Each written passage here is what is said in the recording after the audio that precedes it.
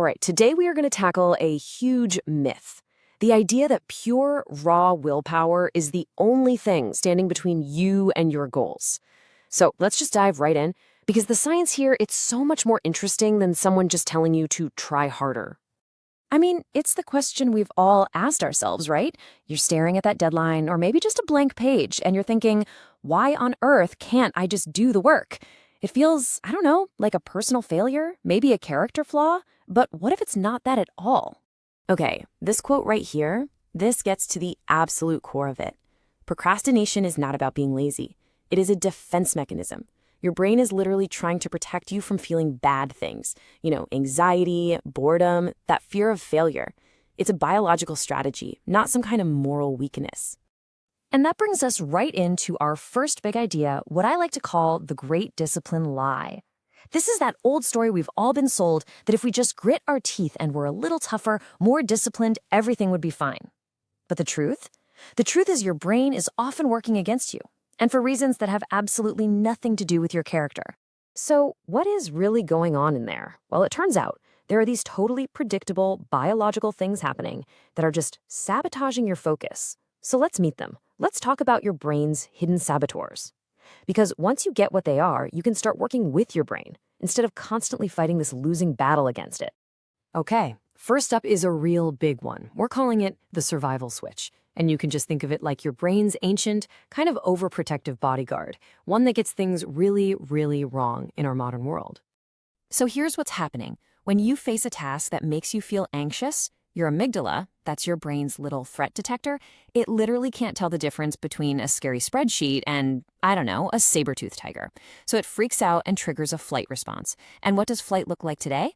Well, it often looks like scrolling endlessly through social media. It's a biological escape hatch. All right, saboteur number 2, the energy drain. This one is all about reminding us that our brain power, well, it isn't infinite. It's actually a lot more like your phone's battery. And the science behind this is just fascinating. Your prefrontal cortex, that's the part of your brain that does all the planning and focusing. It runs on a real physical energy source called ATP.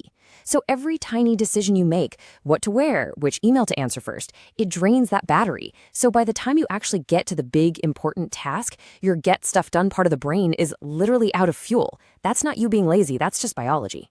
So this sets up this constant battle, right? You've got your prefrontal cortex, let's call it the CEO brain. It's rational, it wants to do the work. But when it gets tired or when you're stressed out, it just kind of goes offline. And that's when your limbic system, the emotional, panic brain, completely takes over. And trying to use discipline when that part of your brain is in charge, man, it's like trying to drive a car with no engine. It's just not going to happen. And then, of course, there's the truly modern saboteur, the reward gap. Look, our brains are wired for rewards. They're always looking for those little hits of dopamine.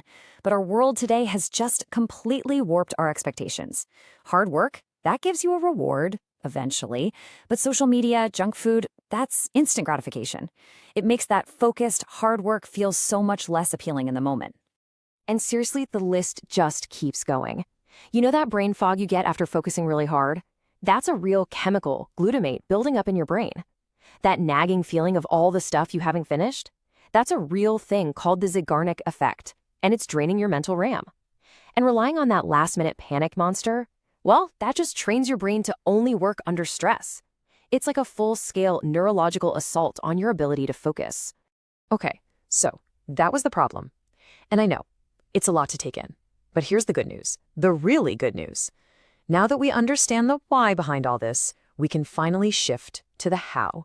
We're moving from just biology to actual strategy. Let's get into our science-backed toolkit. So let's go back to that first saboteur we talked about, the amygdala hijack. You know that feeling of dread? The one that makes a simple task feel like climbing a mountain? How do we actually calm down our brain's overactive alarm system? Well, the answer is just one number, 5. We're talking about the 5-minute rule, or what I like to call a micro win. And the logic is so simple. You just commit to working on that thing you're dreading for just 5 minutes. That's it. See, that lowers the perceived effort down to almost nothing. It's small enough to just sneak right past your amygdala's alarm system. And then you've started. You're building momentum. Okay, next up. How do we protect that battery, that finite willpower, from decision fatigue? The answer is, again, surprisingly simple. We have to stop making so many decisions in the moment. And the way we do this is with something called choice architecture. Basically, we use if-then planning.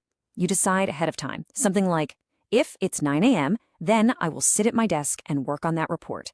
By pre-deciding, you totally bypass that critical moment where your brain has to choose and procrastination just loves to jump in. You save all that precious mental fuel for the actual work. All right, so we've worked on our internal state. Now let's talk about the outside world. Remember, your willpower is limited, but clever environmental design, that's basically infinite. So let's tackle that constant nagging pull of distractions. And this is where something called the 20-second rule is pure genius. The whole idea is just to add a tiny bit of friction to your bad habits. So put your phone in another room, log out of your social media accounts. If it takes more than, say, 20 seconds to start that distraction, your brain, which is always looking for the easy way out, will often just give up. And it'll do the easier thing, which is now your work. And look, there are so many more tools for your kit. Feeling totally overwhelmed by all your to-dos? Do a task purge. Just dump them all onto a piece of paper and free up that mental RAM. Feeling that brain fog setting in? Try a 20-minute non-sleep deep rest protocol. It's like a guided meditation, and it literally helps flush out that glutamate. Feeling just overstimulated? Try a 15-minute sensory fast. No screens, no digital input. It can totally reset your dopamine levels and make actual work feel rewarding again. And all of this brings us to the most important part, the core mindset shift. The goal here is not to blame yourself and just try to brute force your way through it. No, the goal is to understand your own biology and then design a system that actually works with it, not against it. And listen, this is so important. In neuroscience, there's this saying, neurons that fire together wire together. Every single time you think to yourself, oh, I'm such a procrastinator, you are physically strengthening the neural circuits for that identity. And then your brain just works to prove that story right. It is time to stop telling yourself that story. Which leads us to our final, and honestly, maybe the most powerful tool of all, self-compassion. Forgiving yourself after you procrastinate, that's not being soft. It is strategic. It's what breaks that horrible shame spiral that fuels the whole panic response in the first place. So you treat a slip-up as just a piece of data, not a character flaw. That's what keeps you in the game. And so we're going to leave you with this question to think about. What if you just stopped fighting yourself? What if you started treating your focus not like some battle you have to win with brute force, but like a system that needs to be understood and, gently guided? What if the real key to unlocking everything isn't more discipline, but actually a lot more self-compassion?